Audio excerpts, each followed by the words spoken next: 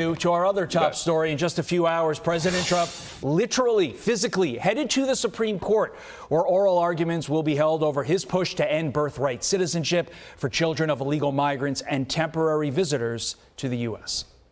You're going to go to the Supreme Court tomorrow? So. I do believe. And just sit there and listen. Because I have listened to this argument for so long, and this is not about Chinese billionaires or billionaires from other countries who all of a sudden have 75 children or 59 children in one case or 10 children becoming American citizens. Joining me now, constitutional law attorney Mark Smith. And Mark, obviously, I want to focus on the law throughout the segment, but we have to talk about this. What do you make of President Trump being the first president, based upon all of our research, to ever attend an argument at the Supreme Court?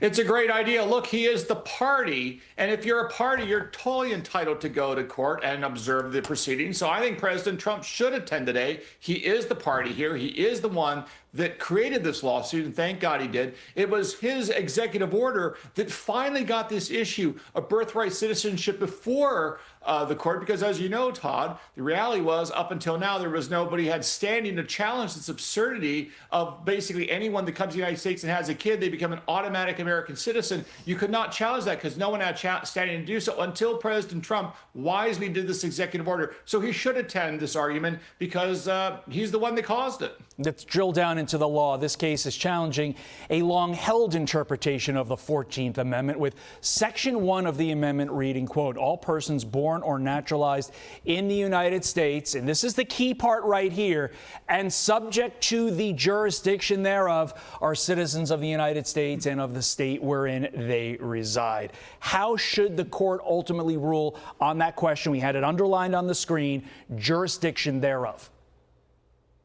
Well, the phrase subject to the jurisdiction thereof is a clear historical meaning. Remember, after the Civil War, the whole goal was to make sure that slaves and their children were made American citizens. That was originally done by a congressional statute, Todd, the Civil Rights Act of 1866, but there was concerns that a statute would not be sufficient to last the rest of the country's history. So the decision was made to create the 14th Amendment. And the reason why that's significant is when you read the Civil Rights Act of 1866, it literally says to be an American citizen, you have to be born in the United States and also not subject to any foreign power. That language was essentially elevated into the Constitution in the form of the 14th Amendment. So today, if you're simply visiting the United States, if you sneak into the country as an illegal alien and have a child, you are still subject to a foreign power, meaning your home country. So therefore, under the 14th Amendment, you're not subject to the jurisdiction thereof, and you haven't met the criteria to be a citizen. And that's a pretty straightforward argument. But of course, there's a vested interest on the other side to say that anyone born in the United States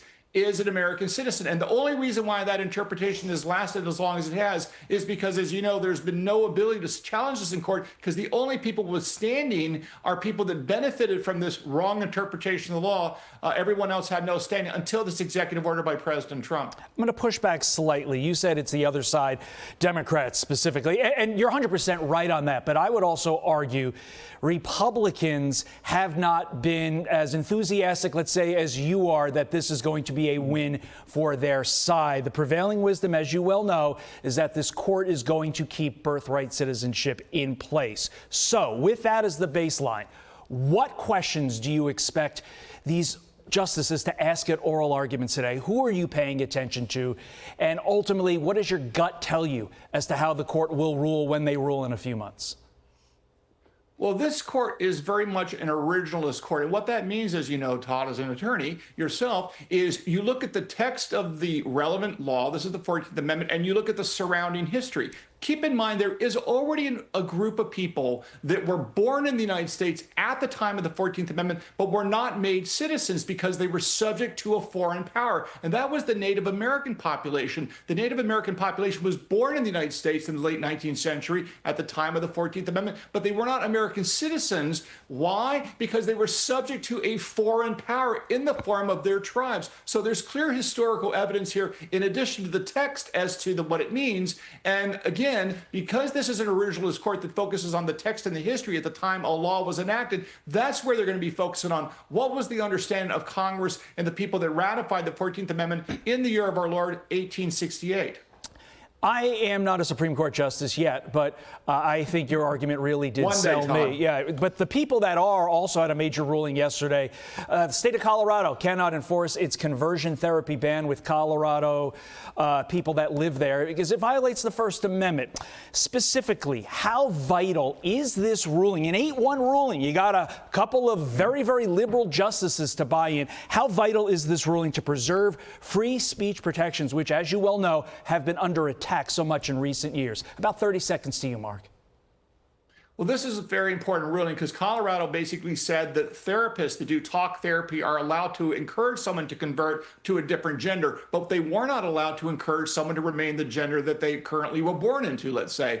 This is a very big deal because if you allowed Colorado to define the ability to define what you're allowed to say because you have a professional license of any sort, that would have eviscerated the First Amendment for anyone, of course, that has some sort of professional license granted to the state. It would be a condition of getting that license to basically toe the politically correct line, and the Supreme Court says no can do, we're not going to let that happen. That would violate the First Amendment. Yeah, I think it's so important to view this case not through the lens of conversion therapy, but really through the lens of what it means for the First Amendment. This is huge. It will have ramifications throughout our country for years to come. Mark Smith, great job. Appreciate all your insight on these very important cases. Be sure to like and subscribe for all the Fox News latest on YouTube and catch full shows streaming now on Fox One.